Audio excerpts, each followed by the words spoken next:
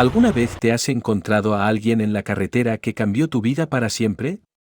Yo soy Sergio, me dicen el Tigre de la Sierra, y manejo mi Mercedes-Benz Actros el Diamante Negro por las rutas entre Durango y Zacatecas desde hace más de 15 años.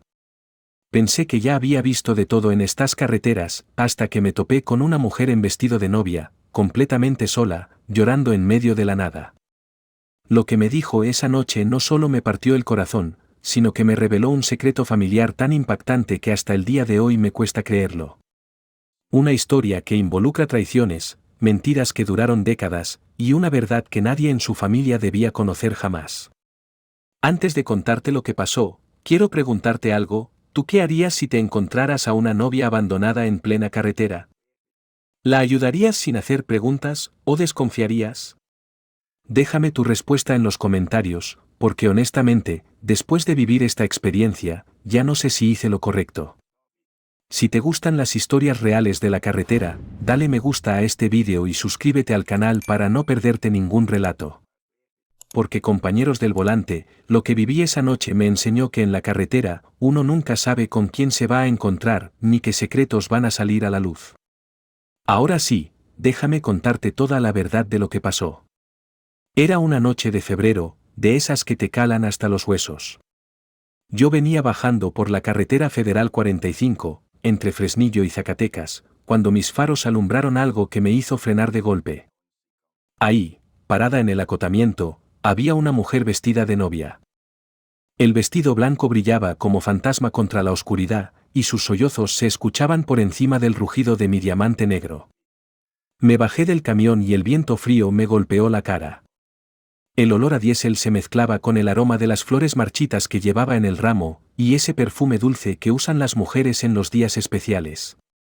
Pero había algo más en el aire, miedo, desesperación, como cuando sabes que tu vida acaba de cambiar para siempre. ¿Está usted bien, señorita?, le grité desde lejos, porque honestamente, ver a una novia sola en medio de la carretera no es algo normal. Ella levantó la cara, tenía los ojos hinchados de tanto llorar, el maquillaje corrido le manchaba las mejillas, y el cabello que seguramente había estado perfectamente peinado ahora se veía desordenado por el viento. Por favor, me dijo con voz quebrada, ayúdeme, no tengo a dónde ir. Se acercó a mí caminando descalza, porque los zapatos blancos los traía en la mano. Sus pies estaban llenos de tierra y pequeñas piedras se le habían encajado en la piel. Me dejaron aquí, me dejaron sola el día de mi boda. La miré bien. Era una mujer joven, de unos 25 años, bonita pero con esa tristeza que te parte el alma. El vestido era caro, se veía que había sido una boda grande, de esas que cuestan una fortuna. Pero ahí estaba, abandonada como un perro en la carretera. ¿Cómo se llama usted?, le pregunté mientras abría la puerta del copiloto. El calor del motor había mantenido la cabina tibia, y cuando ella subió, el contraste con el frío de afuera la hizo temblar más fuerte. Paloma, me respondió, y después de un silencio agregó, Paloma Hernández de, se detuvo, tragó saliva, y corrigió, solo Paloma Hernández. Era como si hubiera estado a punto de decir un apellido que ya no le pertenecía. Le pasé una manta que siempre cargo en el camión y arranqué despacio. En el retrovisor vi cómo se quedaba viendo el lugar donde la había encontrado, como si esperara que alguien viniera por ella. Pero la carretera estaba vacía, solo nosotros y el sonido del motor cortando el silencio de la noche. ¿A dónde la llevo?, le pregunté, pero ella no contestó. Se quedó viendo por la ventana, abrazada a ese ramo de flores que ya se estaban marchitando, y yo pude ver en el reflejo del cristal que las lágrimas le seguían corriendo por la cara. De repente, sin voltear a verme, me dijo algo que me heló la sangre, señor, lo que le voy a contar no lo puede saber nadie más. Si mi familia se entera de lo que descubrí hoy, me van a matar. Manejé en silencio unos kilómetros mientras Paloma se calmaba un poco. El ronroneo del motor del Diamante Negro parecía tranquilizarla, y poco a poco dejó de temblar. Fue entonces cuando comenzó a contarme su historia, con esa voz rota de quien ha perdido todo en un solo día. Yo crecí en una familia adinerada de Zacatecas, me dijo, secándose los ojos con el velo. Mi papá, don Eduardo Hernández, tiene varias empresas de construcción. Somos de esas familias que todos conocen en la ciudad, ¿sabe? De las que aparecen en las páginas sociales del periódico. Se quedó callada un momento, viendo las luces de los pueblitos que pasábamos. Pero el dinero no compra la felicidad, se lo aseguro. Me contó que desde pequeña la habían educado para casarse bien, para mantener el prestigio familiar. Su mamá, doña Carmen, le había metido en la cabeza que una mujer de su clase tenía que encontrar un esposo adecuado antes de los 25 años. Después de esa edad, ya eres una quedada, le decía siempre. Conocí a Rodrigo hace 2 años en una fiesta de la alta sociedad, continuó, enrollando y desenrollando el velo entre sus dedos. Rodrigo Villarreal, hijo de una familia de ganaderos muy rica de Fresnillo. Mis papás se pusieron felices cuando supieron que andaba con él. Decían que era la pareja perfecta, que nuestras familias se complementaban muy bien en los negocios. Paloma me explicó que el noviazgo había sido como un cuento de hadas. Rodrigo era guapo, educado, tenía dinero y trataba bien a su familia.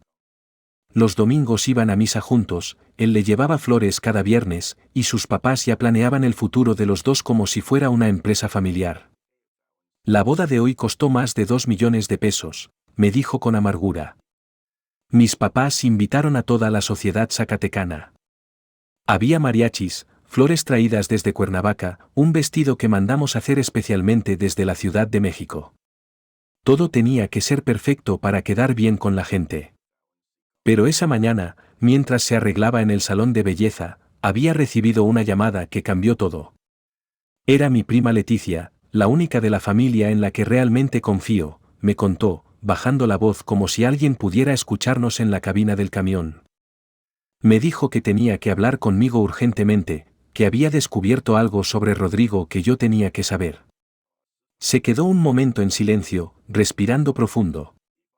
Afuera, las luces de Zacatecas empezaban a verse a lo lejos, pero yo sabía que no podía llevarla ahí. No todavía. ¿Qué le dijo su prima? Le pregunté, aunque ya me imaginaba que no era nada bueno. Que Rodrigo ya estaba casado, me respondió, y su voz se quebró otra vez. Que tiene otra esposa en Aguascalientes y 2 hijos pequeños. Que todo este tiempo me ha estado mintiendo, y que mis papás lo sabían. Las palabras me pegaron como un puñetazo. Entendí por qué estaba tan desesperada, por qué había huido de su propia boda. Pero lo que me dijo después me hizo entender que esto era apenas el principio de una historia mucho más oscura. Pero eso no es lo peor, señor, me dijo, volteando a verme con ojos llenos de terror. Lo que mi prima me contó después es lo que me tiene así de asustada. Es un secreto que involucra a toda mi familia, y si se enteran de que lo sé. Paré el camión en un paradero de camioneros que conozco bien, el Descanso del Viajero, a las afueras de Zacatecas. Es un lugar donde puedes tomar café caliente a cualquier hora y nadie hace preguntas. Paloma necesitaba un lugar seguro para contarme todo, y yo necesitaba entender en qué me estaba metiendo. Mire, señorita, le dije mientras apagaba el motor, yo soy un hombre sencillo. Manejo mi camión, cumplo con mis rutas, y trato de no meterme en problemas ajenos. Pero usted está aquí, vestida de novia, hablando de secretos familiares que pueden costarle la vida. Necesito saber qué está pasando realmente. Paloma se bajó del camión conmigo, y caminamos hacia las mesas de afuera. La madrugada estaba fría, y el vestido de novia no era precisamente la mejor ropa para el clima. Le presté mi chamarra de mezclilla, esa que siempre cargo para las noches frías en la carretera. El contraste era extraño, una novia elegante usando la chamarra gastada de un camionero. ¿Quiere un café?, le pregunté, y ella asintió. Doña Esperanza, la señora que atiende el lugar, nos miró raro pero no dijo nada. En estos paraderos uno aprende a no hacer preguntas. Le pedí 2 cafés de olla y unos tacos de guisado. Paloma no había probado bocado en todo el día. Mientras esperábamos la comida, ella comenzó a hablar. Mi prima Leticia trabaja en el Registro Civil de Aguascalientes, me contó, sosteniendo la taza de café con las 2 manos para calentarse. Hace una semana fue a buscar unos documentos y se topó con el acta de matrimonio de Rodrigo. Ahí fue cuando descubrió que se había casado hace 5 años con una mujer llamada Sandra Morales. Tomó un sorbo de café y continuó. Pero cuando Leticia investigó más, encontró algo que la dejó helada. Sandra Morales no es cualquier mujer. Es la hija de un hombre que mi familia supuestamente mató hace 20 años. Se me cayó la taza de café. ¿Cómo dice? En 1995, mi papá y mis tíos estaban construyendo un centro comercial en Aguascalientes. Había un terreno que necesitaban comprar, pero el dueño no quería vender. Se llamaba Aurelio Morales, y tenía una hija pequeña. Paloma se limpió las lágrimas que habían vuelto a brotar. Según la versión oficial, don Aurelio tuvo un accidente. Se cayó de un andamio en una de las obras de mi papá. ¿Pero usted cree que no fue accidente?, le pregunté, aunque ya sabía la respuesta. Mi prima encontró fotos viejas en la casa de mi abuela. Fotos donde aparecen mi papá y mis tíos con don Aurelio, días antes de su muerte. En una de ellas, mi papá tiene un papel en la mano, y don Aurelio se ve asustado, como si lo estuvieran amenazando. En ese momento entendí la gravedad de la situación. No solo era una novia abandonada. Era una mujer que había descubierto que su familia podía ser responsable de un asesinato, y que su novio estaba casado con la hija de la víctima. ¿Cree que Rodrigo sabe quién es usted realmente?, le pregunté. Estoy segura de que sí, me respondió. Y creo que se iba a casar conmigo para vengarse de mi familia. Imagínese, casarse con la hija de los asesinos de su suegro. Sería la venganza perfecta. Miré a Paloma, ahí sentada con mi chamarra encima del vestido de novia, y tomé la decisión más arriesgada de mi vida. Señorita, usted no puede regresar a su casa. Si lo que me cuenta es cierto, está en peligro real. Entonces, ¿qué hago?, me preguntó con desesperación. Yo la voy a ayudar, le dije, sin saber muy bien cómo. Tengo una hermana en Durango que vive sola. Podemos ir para allá mientras pensamos qué hacer. Pero primero, necesitamos que se quite ese vestido. Con esa ropa, cualquiera la va a reconocer. Paloma me miró con los ojos llenos de esperanza por primera vez en toda la noche.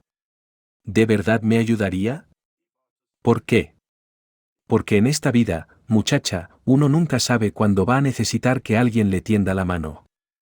Y además, le dije levantándome de la mesa, mi camión se llama el Diamante Negro, y los diamantes no se hacen sin presión. Usted está bajo mucha presión ahorita, pero de aquí va a salir más fuerte. Salimos del paradero antes del amanecer. Paloma ya se había cambiado el vestido de novia por ropa que le prestó doña Esperanza, una blusa sencilla y unos jeans que le quedaban un poco grandes. Guardamos el vestido en una bolsa de plástico, como si fuera evidencia de un crimen. La carretera hacia Durango es larga y serpenteada. Pasamos por pueblitos que apenas despertaban, con el humo saliendo de las chimeneas, el olor a leña quemada y café recién hecho. Paloma iba callada, viendo el paisaje cambiar de las planicies de Zacatecas a las montañas de la sierra. Llegamos a Durango cuando el sol ya estaba alto. Mi hermana Rosa vive en una colonia humilde, de esas donde las casas están pegadas unas con otras pero la gente se conoce y se cuida. Toqué el claxon con el código que usamos desde niños, 3 cortos y 1 largo. Rosa salió corriendo, secándose las manos en el delantal. Es 5 años mayor que yo, viuda desde hace 3 años, y tiene ese corazón que no le cabe en el pecho. Cuando vio bajar a Paloma del camión, no hizo preguntas. Solo la abrazó como si fuera su propia hija. «Ay, mijita, vienes muy pálida», le dijo mientras la llevaba hacia la casa. «Vamos a prepararte un caldito de pollo para que recobres fuerzas». Rosa tiene esa manera de hablar que te hace sentir protegido desde el primer momento. La casa de Rosa es pequeña pero acogedora. Tiene plantas en todos lados, cortinas de colores alegres, y siempre huele a comida casera. En la sala hay fotos de toda la familia, incluyendo varias mías con el camión. Paloma se sentó en el sofá y por primera vez desde que la encontré, vi que se relajaba un poco. Mi hermano me contó por teléfono que andas huyendo de unos problemas familiares, le dijo Rosa mientras le servía un plato de pozole que tenía guardado. Aquí puedes quedarte el tiempo que necesites. Esta casa siempre ha sido refugio para quien lo necesita. Rosa me jaló a la cocina mientras Paloma comía. Sergio, esa muchacha está muy asustada.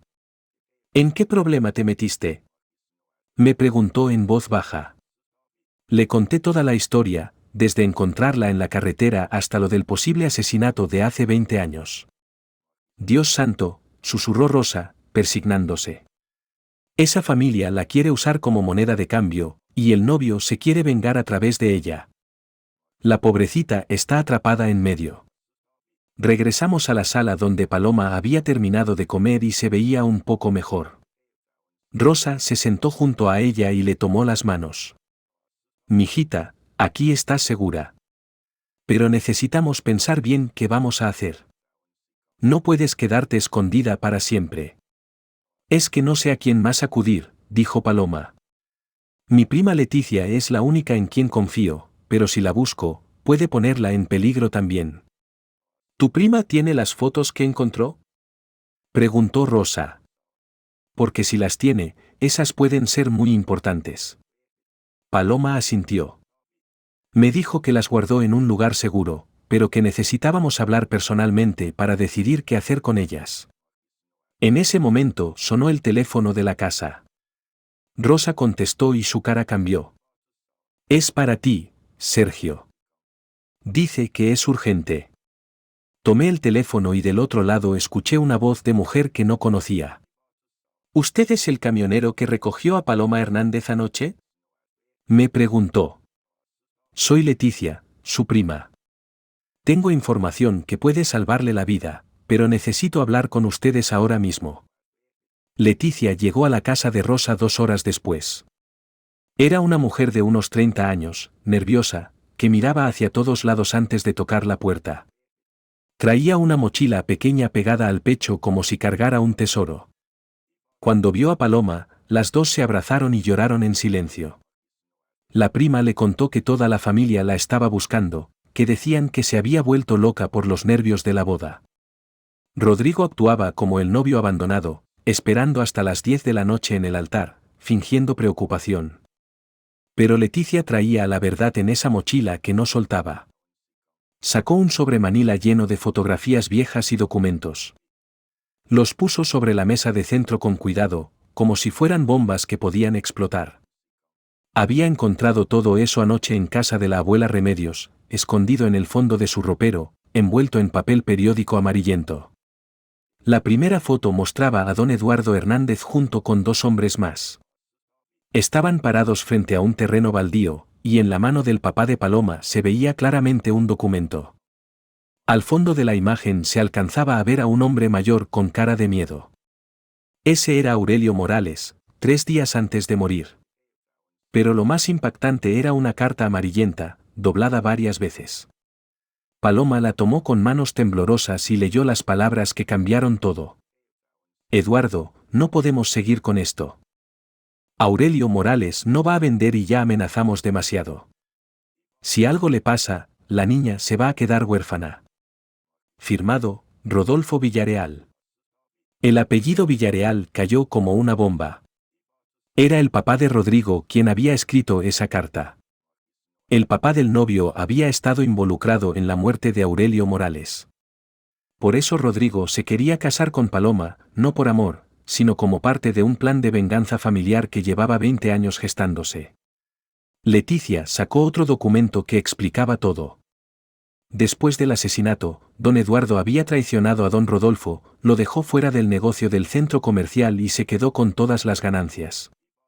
Don Rodolfo perdió mucho dinero, se tuvo que ir a vivir a Fresnillo, y desde entonces había estado planeando cómo recuperar lo que perdió. La venganza perfecta era casar a su hijo con la hija de Eduardo. Una vez casados, Rodrigo tendría acceso a todas las propiedades de la familia Hernández. Pero había algo más retorcido. Sandra Morales, la verdadera esposa de Rodrigo, no sabía que su esposo se estaba casando con la hija de los asesinos de su papá. Rodrigo la estaba engañando también a ella. Rosa se acercó a Paloma, quien se había desplomado en el sofá al entender la magnitud de la situación. No solo tenía que protegerse de su familia, sino también de los Villarreal, y esa pobre Sandra también estaba en peligro sin saberlo. De repente, tocaron la puerta. Todos se quedaron helados. Era un toque suave, pero insistente. Rosa se asomó por la ventana y palideció. Había un hombre parado afuera que no conocía, que se veía que no era de ahí. Leticia guardó rápidamente las fotos y los documentos, sus manos temblaban mientras susurraba que los habían encontrado. Pero antes de que pudieran moverse, escucharon una voz del otro lado de la puerta que cambió todos los planes. Era el padre Miguel, venía de parte de Sandra Morales, y ella necesitaba hablar con Paloma urgentemente. El padre Miguel era un hombre de unos 50 años, con canas en las sienes y esa mirada tranquila que tienen los sacerdotes acostumbrados a escuchar confesiones difíciles. Cuando Rosa abrió la puerta, él se quitó respetuosamente el sombrero y pidió permiso para pasar. Traía una pequeña cruz de madera colgando del cuello y las manos callosas de quien trabaja en el campo. El padre explicó que Sandra Morales había ido a buscarlo esa mañana, desesperada y confundida. La mujer había recibido una llamada anónima durante la madrugada, alguien le había contado que su esposo Rodrigo se estaba casando con otra mujer en Zacatecas. Sandra al principio no lo creyó, pero cuando llamó a Rodrigo y él no contestó el teléfono, comenzó a sospechar. Sandra vivía en una casita humilde en las afueras de Aguascalientes, trabajaba como costurera para mantener a sus 2 hijos pequeños mientras Rodrigo supuestamente viajaba por negocios. El padre Miguel la conocía desde niña, había bautizado a sus hijos, y sabía que era una mujer buena que no merecía tanto sufrimiento. Esa mañana, Sandra había llegado llorando a la iglesia del pueblo. Le contó al padre Miguel toda la historia, desde cómo había conocido a Rodrigo hasta los viajes frecuentes que él hacía a Zacatecas. El sacerdote se dio cuenta de que la mujer estaba viviendo una mentira, pero también entendió que había algo más profundo en todo eso. Sandra le había mostrado al padre Miguel una foto de su difunto papá, Aurelio Morales, y le contó cómo había muerto en un accidente laboral cuando ella tenía apenas 5 años. La familia nunca había tenido dinero para investigar bien las circunstancias de la muerte, pero Sandra siempre sintió que algo no cuadraba en esa historia. El padre Miguel les explicó que Sandra quería conocer a Paloma, no para pelear, sino para entender qué estaba pasando realmente. La mujer había intuido que las dos eran víctimas del mismo engaño, y que tal vez juntas podrían encontrar la verdad que llevaba 20 años enterrada. Decidimos que era mejor ir todos a Aguascalientes. Mi camión el Diamante Negro podía llevarnos a todos, y Rosa insistió en acompañarnos porque no quería dejar solas a las muchachas en una situación tan peligrosa. Leticia guardó todas las evidencias en su mochila, y Paloma se puso una gorra y lentes oscuros para no ser reconocida. El viaje a Aguascalientes fue tenso. El padre Miguel iba adelante conmigo, contándome más detalles sobre Sandra y sus hijos. Era una mujer trabajadora que había criado sola a los niños porque Rodrigo siempre estaba ausente. Los pequeños preguntaban constantemente por su papá, y Sandra les inventaba excusas para no lastimarlos. Llegamos a la casa de Sandra al atardecer. Era una construcción sencilla de adobe, pintada de azul cielo, con un pequeño jardín donde crecían nopales y rosales. Se veía que a pesar de la pobreza, Sandra mantenía todo limpio y ordenado. En el patio había ropa tendida y juguetes de niños esparcidos por el suelo de tierra. Sandra salió a recibirnos. Era una mujer menuda, de unos 28 años, con el cabello recogido en una cola de caballo y los ojos hinchados de tanto llorar. Cuando vio a Paloma, las dos se quedaron viéndose en silencio, como si se estuvieran reconociendo en un espejo roto.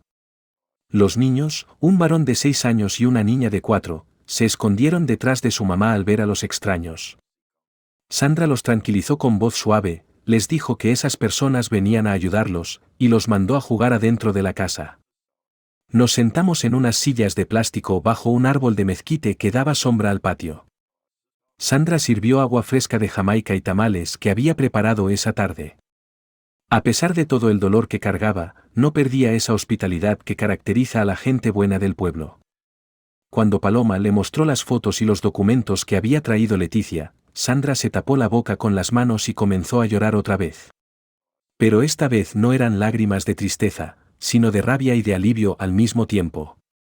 Por fin entendía por qué su vida había sido tan difícil, por qué Rodrigo la había abandonado tantas veces, y por qué su papá había muerto realmente.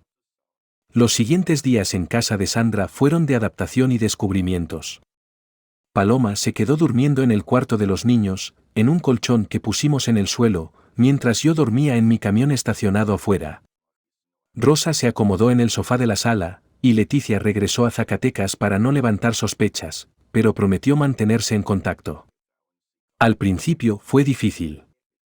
Los niños, Miguelito y Sofía, no entendían por qué había tanta gente extraña en su casa, ni por qué su mamá lloraba tanto. Paloma, acostumbrada a los lujos de Zacatecas, se sintió incómoda los primeros días. No sabía cómo usar la estufa de leña, ni cómo lavar la ropa a mano en el lavadero del patio. Pero poco a poco, las dos mujeres comenzaron a entenderse. Sandra le enseñó a Paloma cómo hacer tortillas en el comal, cómo tender la ropa para que se secara bien, y cómo preparar té de hierbas del jardín para calmar los nervios. Paloma, por su parte, ayudó a Sandra con las cuentas de la costura, porque había estudiado administración y sabía de números. El padre Miguel venía todas las tardes a platicar con ellas y a jugar con los niños. Traía dulces del pueblo y noticias de lo que pasaba en Zacatecas. La familia Hernández había puesto una recompensa por encontrar a Paloma, decían que estaba enferma y necesitaba medicinas. Rodrigo seguía actuando como el novio preocupado, pero había comenzado a hacer preguntas raras sobre las propiedades de la familia. Una tarde, mientras Sandra y Paloma cosían en el patio, Sandra le contó más detalles sobre su papá. Aurelio Morales había sido un hombre trabajador, albañil de oficio, que había heredado un terreno pequeño pero bien ubicado en Aguascalientes. Varias empresas habían tratado de comprárselo, pero él se negaba porque quería dejárselo a su hija cuando creciera. Sandra recordaba que en los últimos días antes de morir, su papá llegaba muy nervioso del trabajo. Le decía a su mamá que unos hombres de Zacatecas lo estaban presionando para vender, que le habían ofrecido mucho dinero pero también le habían hecho amenazas. La mamá de Sandra, que había muerto 5 años después de un infarto, siempre creyó que la presión había causado el accidente de su esposo. Paloma le mostró otra vez las fotos y la carta. Sandra se quedó largo rato viendo la imagen de su papá, tocando su cara con el dedo, como si pudiera sentir su piel a través del papel. Tenía los mismos ojos que ella, la misma sonrisa triste. Por primera vez en 20 años, Sandra sintió que su papá le estaba hablando desde esa fotografía. Esa noche, después de acostar a los niños, las dos mujeres se sentaron en el patio bajo las estrellas. Sandra prendió una veladora blanca y la puso frente a una imagen de la Virgen de Guadalupe que tenía colgada en la pared. Paloma, que había crecido en una familia católica pero sin mucha fe, se arrodilló junto a Sandra cuando ella comenzó a rezar. Sandra le pidió a la Virgencita que les diera fuerzas para enfrentar la verdad, que protegiera a sus hijos de todo el dolor que se venía, y que le ayudara a hacer justicia por la muerte de su papá. Paloma, con lágrimas en los ojos, prometió que no descansaría hasta que toda la verdad saliera a la luz, sin importar las consecuencias para su propia familia. Fue entonces cuando Sandra tomó la decisión más valiente de su vida. Le dijo a Paloma que quería confrontar a Rodrigo, que quería verlo a los ojos y preguntarle por qué les había mentido a las dos. Pero no quería hacerlo sola, necesitaba que Paloma estuviera con ella cuando llegara ese momento. Al día siguiente, el padre Miguel trajo noticias preocupantes. Había escuchado que gente de Zacatecas había estado preguntando por una mujer que se parecía a Paloma en varios pueblos de Aguascalientes. También le habían dicho que Rodrigo había cancelado su luna de miel y estaba preguntando por las escrituras de las propiedades de la familia Hernández. Esa tarde, mientras Sandra preparaba la cena y los niños jugaban en el patio, Paloma se acercó al altar de la Virgen. Prendió otra veladora, por primera vez en su vida, rezó con verdadera fe. Le pidió perdón por todos los pecados de su familia, le pidió protección para Sandra y los niños, y le prometió que si salían bien de todo esto, dedicaría su vida a ayudar a otras personas que habían sido víctimas de injusticias.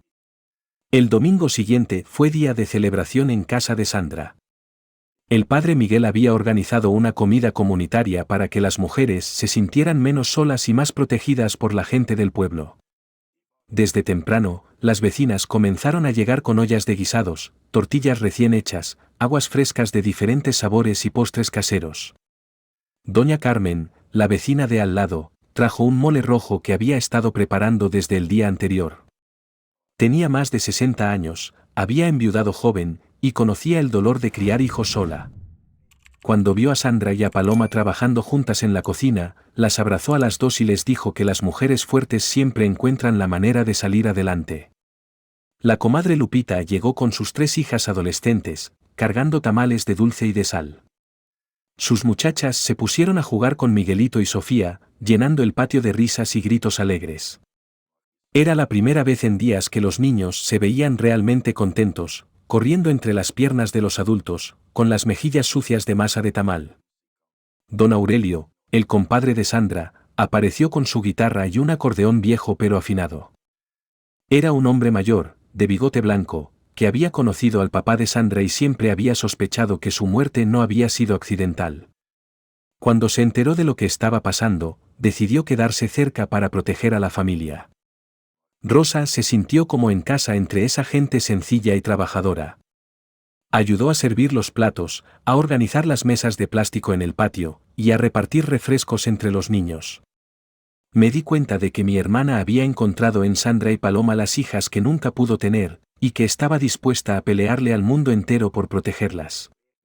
El padre Miguel bendijo la comida y pidió por la paz de todas las familias presentes. Agradeció a Dios por juntarlos a todos en esa mesa, por darles fuerzas para enfrentar las dificultades, y por permitir que el amor fuera más fuerte que el miedo. Su voz se escuchaba serena en el patio lleno de gente, mientras el aroma de los guisados se mezclaba con el olor de las flores del jardín. Durante la comida, Paloma le contó a doña Carmen cómo había aprendido a hacer tortillas esa semana.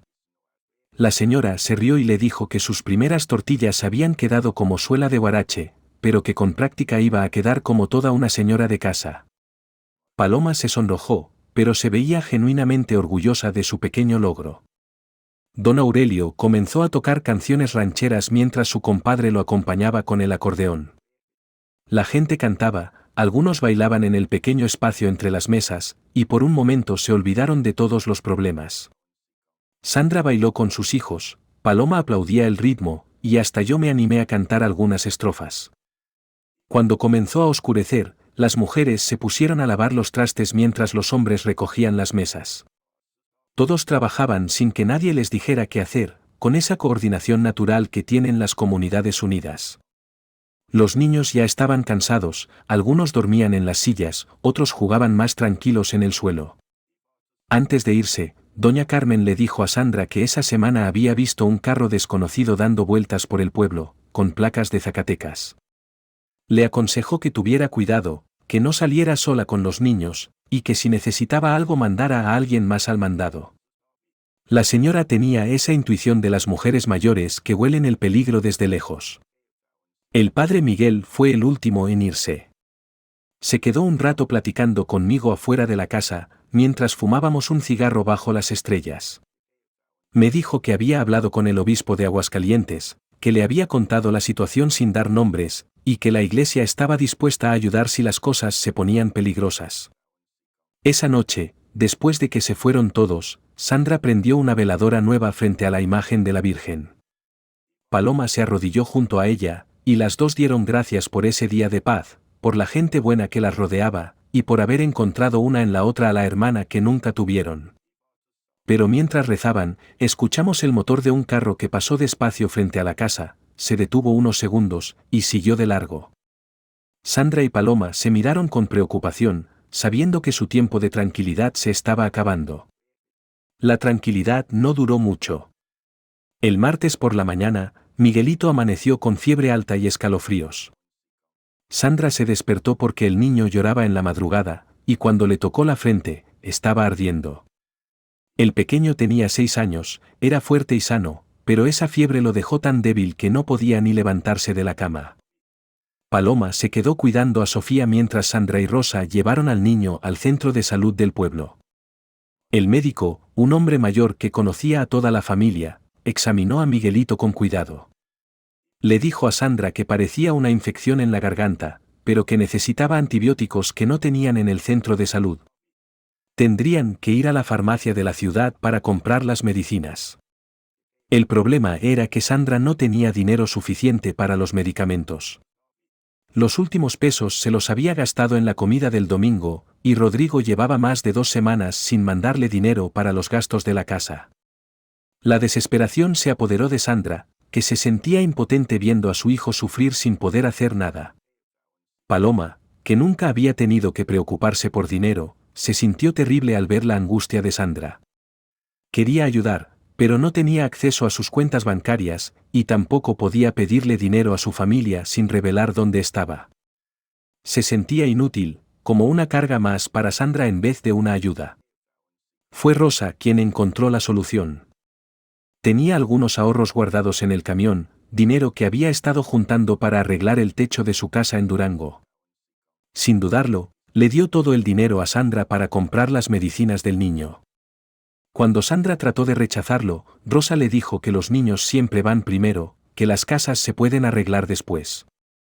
Esa tarde, mientras Miguelito descansaba con el antibiótico haciendo efecto, llegó Leticia con noticias preocupantes. Su papá, don Eduardo, había contratado un detective privado para encontrar a Paloma. El hombre ya había estado preguntando en Durango, en casa de Rosa, y ahora se dirigía hacia Aguascalientes siguiendo las pistas del camión de Sergio. Leticia también traía información sobre Rodrigo. El hombre había estado presionando a la familia Hernández para que le dieran acceso a las escrituras de las propiedades, usando como excusa que necesitaba preparar documentos para cuando Paloma apareciera. Don Eduardo había comenzado a sospechar de las verdaderas intenciones de su futuro yerno. La situación se volvía más peligrosa cada día. Sandra tenía miedo de salir de la casa con los niños, Paloma se sentía culpable por haber traído problemas a esa familia humilde, y todos sabían que era cuestión de tiempo antes de que los encontraran. El peso de la verdad se sentía cada vez más pesado sobre sus hombros. Esa noche, Paloma no pudo dormir. Se sentía dispensable por la enfermedad de Miguelito, pensaba que el estrés de toda la situación había debilitado al niño. Se levantó varias veces a verlo, a tocarle la frente para asegurarse de que la fiebre no hubiera regresado. Sandra la encontró una vez parada junto a la cama del niño, llorando en silencio. El miedo también se había apoderado de los niños. Sofía había dejado de hablar tanto como antes, se pegaba más a su mamá, y por las noches tenía pesadillas que la hacían despertar gritando. Miguelito, aún débil por la enfermedad, preguntaba constantemente cuándo iba a regresar su papá, sin entender por qué su mamá se ponía triste cada vez que mencionaba a Rodrigo. El padre Miguel notó el cambio en el ambiente cuando fue a visitarlos. La casa que días antes había estado llena de risas y esperanza, ahora se sentía pesada, llena de tensión y miedo. Los adultos hablaban en voz baja, evitando que los niños escucharan, pero los pequeños percibían que algo malo estaba pasando. Una mañana, Sandra amaneció con los ojos hinchados de tanto llorar. Le confesó a Paloma que había tenido un sueño con su papá, que Aurelio Morales se le había aparecido para decirle que tuviera cuidado, que el peligro estaba cerca. Sandra no era una mujer supersticiosa, pero ese sueño la había dejado muy nerviosa. Paloma también cargaba con sus propios miedos. Extrañaba a su mamá, a pesar de todo lo que había pasado. Recordaba las mañanas cuando doña Carmen le llevaba té a la cama, las tardes cuando se sentaban en el jardín a platicar de cosas sin importancia. Se preguntaba si su familia realmente la quería, o si solo la veían como una pieza más en sus juegos de poder. El viernes por la tarde, mientras Sandra cosía junto a la ventana y Paloma ayudaba a los niños con unos dibujos, vieron pasar el mismo carro con placas de Zacatecas que habían visto después de la comida comunitaria.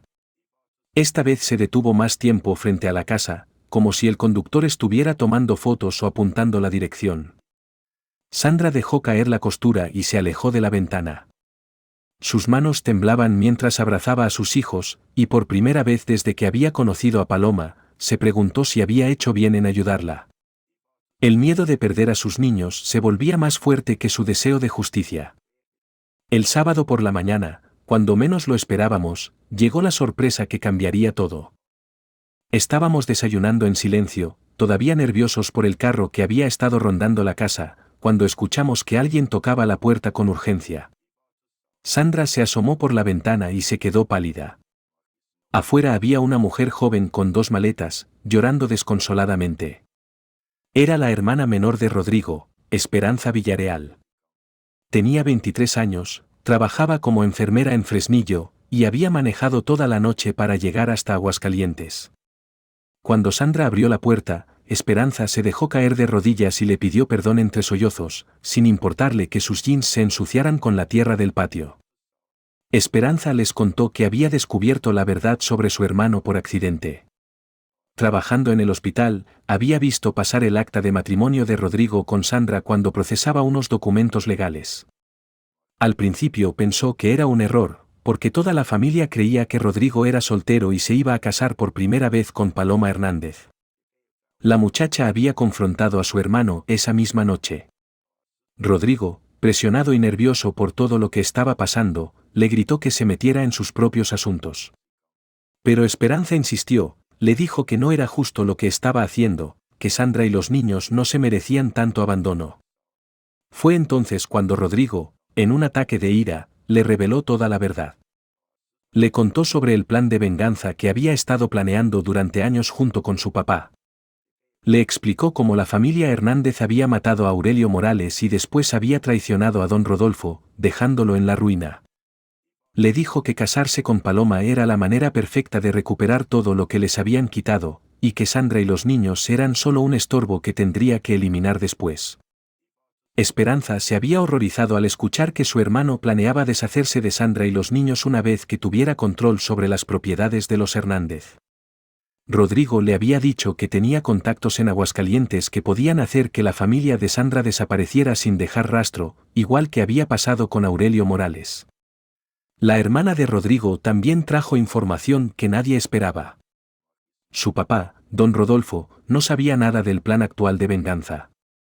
El hombre había muerto 6 meses atrás de un infarto, llevándose a la tumba toda la amargura por la traición de los Hernández. Rodrigo había estado actuando solo, movido por una sed de venganza que ya no tenía sentido. Esperanza le dijo a Sandra que Rodrigo había estado mintiendo sobre su trabajo. No tenía ningún negocio próspero en Fresnillo, vivía del dinero que le enviaba don Eduardo Hernández como adelanto de la dote de Paloma. Toda la imagen de hombre exitoso era una mentira para impresionar a la familia de su supuesta novia. Pero lo más impactante vino después. Esperanza sacó de su maleta una grabación que había hecho con su teléfono cuando Rodrigo le confesó todo. En la grabación se escuchaba claramente la voz de su hermano admitiendo el plan de venganza, la bigamia, y las amenazas contra Sandra y los niños.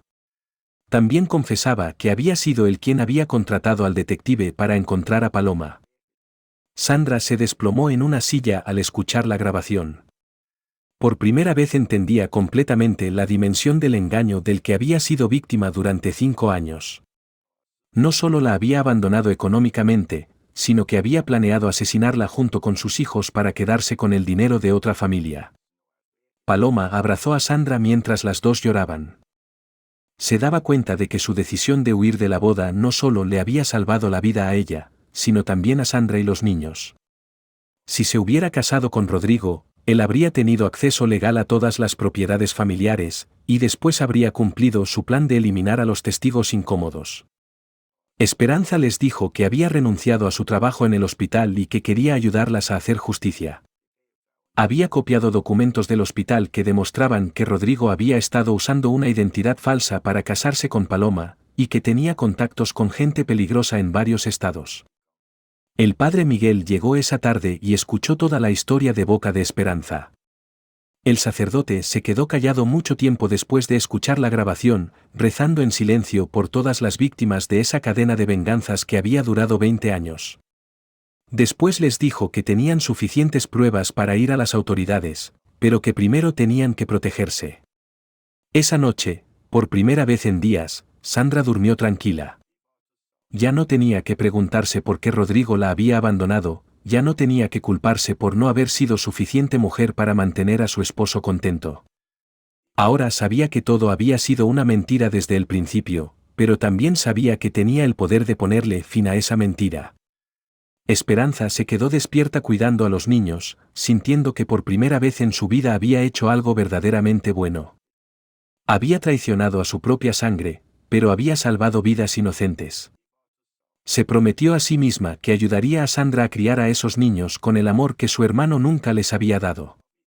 El domingo siguiente fue muy diferente al anterior. Esta vez la comunidad se reunió no solo para apoyar, sino para celebrar que la verdad había salido a la luz.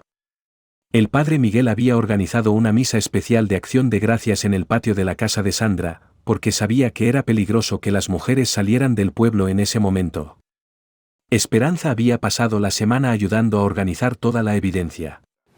Había hecho copias de la grabación, había conseguido más documentos del hospital que demostraban las mentiras de Rodrigo, y había contactado a un abogado de Aguascalientes que se especializaba en casos de bigamia y amenazas de muerte.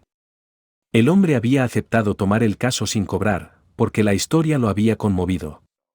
Las mujeres del pueblo llegaron temprano con más comida que la semana anterior. Doña Carmen trajo un pastel que había encargado especialmente en la panadería del pueblo, decorado con flores de azúcar y una frase que decía la verdad siempre triunfa. Las comadres habían hecho una colecta entre todas para ayudar a Sandra con los gastos de los niños y para que Paloma pudiera empezar una vida nueva. Miguelito ya estaba completamente recuperado de su enfermedad, corriendo por el patio con sus amigos del pueblo. Sofía había vuelto a hablar normalmente, y hasta se había hecho amiga de Esperanza, que tenía esa paciencia especial que desarrollan las enfermeras para tratar con niños. La pequeña le decía tía Esperanza y se había acostumbrado a que la nueva amiga de su mamá le contara cuentos antes de dormir. Durante la misa, el padre Miguel habló sobre el perdón y la justicia.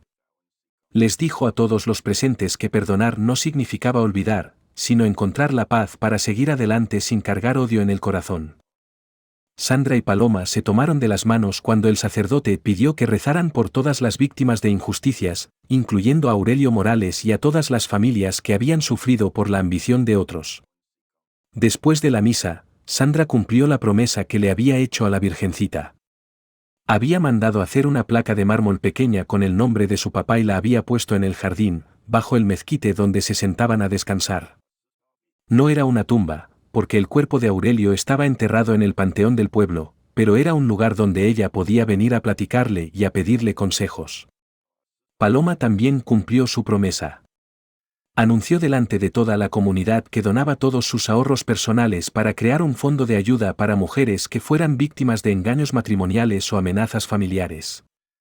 El padre Miguel se haría cargo de administrar el dinero, y Sandra sería la primera beneficiaria para asegurar que pudiera mantener a sus hijos sin depender de nadie. Esperanza había traído una sorpresa especial. Había contactado a una prima lejana que trabajaba en una empresa de construcción honesta en Guadalajara, y la mujer había ofrecido trabajo a Sandra como costurera en su empresa. No solo tendría un sueldo fijo, sino que también le darían una casa pequeña para ella y los niños, lejos de Aguascalientes y de todos los peligros. Durante la comida, don Aurelio volvió a tocar su guitarra, pero esta vez las canciones fueron diferentes. Tocó las mañanitas para celebrar que Sandra había renacido a una vida nueva, tocó música alegre que hizo bailar a los niños, y al final, pidió un minuto de silencio para honrar la memoria de Aurelio Morales. Rosa anunció que había decidido mudarse temporalmente a Guadalajara para ayudar a Sandra con la adaptación y el cuidado de los niños. Mi hermana había encontrado en esa familia el propósito que había estado buscando desde que enviudó, y Sandra había encontrado en Rosa a la mamá que había perdido siendo muy joven. Leticia llegó en la tarde con más buenas noticias. El detective que había contratado don Eduardo había encontrado evidencias de las actividades ilegales de Rodrigo en Fresnillo. Aparentemente, el hombre había estado estafando a otras familias con esquemas matrimoniales falsos, y ya había una orden de arresto en su contra. Don Eduardo, al enterarse de la verdad, había cancelado inmediatamente la búsqueda de Paloma y había ofrecido su cooperación completa para arrestar a Rodrigo. Cuando comenzó a oscurecer, toda la comunidad se reunió alrededor del altar improvisado que habían puesto en el patio. Sandra prendió una veladora nueva por cada persona que la había ayudado, Paloma encendió una por su prima Leticia y otra por Esperanza, y Esperanza prendió una por Sandra y los niños. Las llamas pequeñas parecían estrellas sobre la mesa, iluminando los rostros sonrientes de toda esa gente buena. El padre Miguel cerró la celebración con una oración especial. Pidió que Dios bendijera los nuevos caminos que se abrían para todas las mujeres presentes, que protegiera a los niños durante los cambios que venían, y que les diera a todos la fortaleza para construir una vida basada en la verdad y no en las mentiras. Esa noche, después de que se fueron todos los invitados, las 4 mujeres se quedaron sentadas en el patio bajo las estrellas. Sandra, Paloma, Rosa y Esperanza habían formado una familia que nadie había planeado, pero que se había vuelto más fuerte que muchas familias de sangre. Sabían que al día siguiente comenzarían una nueva etapa de sus vidas, pero por primera vez en mucho tiempo, no tenían miedo del futuro. 3 meses después, manejé mi diamante negro por las calles de Guadalajara para visitar a mi nueva familia extendida. Sandra se había adaptado perfectamente a su trabajo en la empresa de construcción, donde su habilidad para coser le había abierto puertas en el departamento de tapicería. Los niños estaban contentos en su escuela nueva, y Rosa había encontrado trabajo en una panadería del barrio donde la querían como si fuera de toda la vida. Paloma había cambiado completamente. Ya no era la niña rica y caprichosa que había encontrado llorando en la carretera aquella noche de febrero. Ahora trabajaba como voluntaria en un refugio para mujeres maltratadas, ayudando a otras que habían pasado por situaciones similares a la suya. Había aprendido a manejar, manejaba un carro sencillo que había comprado con sus propios ahorros, y se había cortado el cabello en una melena corta que la hacía ver más madura y decidida. Esperanza se había mudado también a Guadalajara y trabajaba en un hospital público, donde su experiencia como enfermera era muy valorada. Los fines de semana se quedaba con Sandra y los niños, y ya había empezado a salir con un doctor joven que la trataba con el respeto que se merecía. Por las tardes, ayudaba a Miguelito y Sofía con las tareas, y se había convertido en la tía que nunca habían tenido. Durante mi visita, me contaron las últimas noticias sobre Rodrigo. Lo habían arrestado en Fresnillo cuando trataba de huir hacia la frontera con Estados Unidos. En su poder encontraron documentos falsos, dinero en efectivo que había robado de varias familias, y una lista con los nombres de otras mujeres que había planeado estafar. El juicio estaba programado para el mes siguiente, y tanto Sandra como Paloma habían aceptado testificar en su contra. Don Eduardo Hernández también había enfrentado las consecuencias de sus acciones del pasado. Aunque no fue arrestado por la muerte de Aurelio Morales debido a la falta de evidencias físicas después de tantos años, había perdido la mayor parte de sus negocios cuando se hizo pública su participación en el asesinato. Leticia me contó que el hombre había envejecido 10 años en estos últimos meses, cargando con la culpa de haber perdido a su hija por sus ambiciones. Doña Carmen, la mamá de Paloma, había intentado contactarla varias veces para pedirle perdón. Paloma había aceptado hablar con ella por teléfono, pero todavía no estaba lista para verla en persona. El perdón iba a llegar con el tiempo, pero primero Paloma necesitaba terminar de sanar las heridas que su propia familia le había causado. Esa tarde, las 5 nos sentamos en el pequeño jardín de la casa nueva de Sandra. Era un lugar sencillo pero bonito, con flores que Rosa había plantado y un columpio que yo había instalado para los niños durante mi última visita. Miguelito y Sofía jugaban en el patio mientras los adultos tomábamos café y platicábamos sobre la vida. Sandra me contó que había empezado a ahorrar dinero para comprar la casita donde vivían. El dueño, un señor mayor que había visto cómo trabajaba la familia, le había ofrecido vendérsela en pagos cómodos. Por primera vez en su vida, Sandra iba a tener algo verdaderamente suyo, algo que nadie le podría quitar. Paloma había empezado a estudiar Derecho en la universidad, especializada en casos de violencia familiar. Quería ser abogada para defender a otras mujeres como ella, que habían sido víctimas de engaños y manipulaciones. Sus calificaciones eran excelentes, y ya había varios profesores que la habían invitado a participar en casos reales como pasante. Cuando llegó la hora de irme, los niños me abrazaron como si fuera su abuelo. Miguelito me pidió que le trajera un silbato de camionero en mi próxima visita, y Sofía me regaló un dibujo donde aparecíamos todos juntos, incluyendo mi camión el Diamante Negro. En el dibujo, todas las personas estaban sonriendo bajo un sol amarillo enorme. Mientras manejaba de regreso a Durango por la carretera nocturna, reflexioné sobre todo lo que había pasado desde aquella noche cuando encontré a Paloma vestida de novia. A veces uno cree que está ayudando a alguien más, pero al final descubre que esa persona también lo ayudó a uno. Esas mujeres me habían enseñado que la familia verdadera no siempre es la que te da la sangre, sino la que eliges construir con amor y respeto. El diamante negro rugía contento en la carretera, como si también supiera que había participado en algo importante.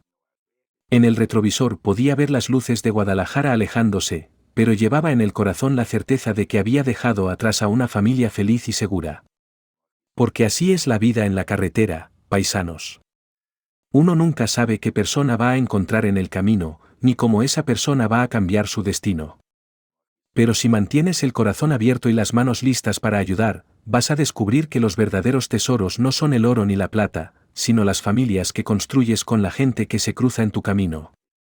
Y recuerda, amigo que me escuchas, que en esta vida todos somos viajeros buscando nuestro hogar. A veces ese hogar no es un lugar, sino las personas que deciden quedarse contigo cuando todo se pone difícil. Porque quien se detiene en la carretera para ayudar a otro, nunca anda solo. Si esta historia también tocó tu corazón, déjame tu comentario aquí abajo y cuéntame si alguna vez te has encontrado con alguien que cambió tu vida para siempre. Suscríbete para más relatos de esperanza, y recuerda que en la carretera de la vida, siempre hay lugar para uno más en la cabina.